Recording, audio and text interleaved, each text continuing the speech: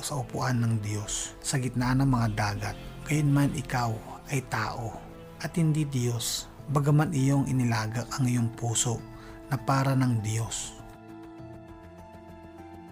At ang pag-uugali na ito, mataas ang tingin sa sarili, walang pagpapakumbaba, ay ang mismong pag-uugali ni Satanas. Kaya siya tinapon sa lupa mula sa langit. Ang kanyang pagnanais na maging parang Diyos dahil sa kanyang kahambugan ay nagdala sa kanya sa impyernong kinalalagyan niya ngayon. At dahil din sa pag-uugali na ito, kaya't ang tao ay mapupunta rin sa impyerno kung patuloy nating tutularan ang mga gawaing ito.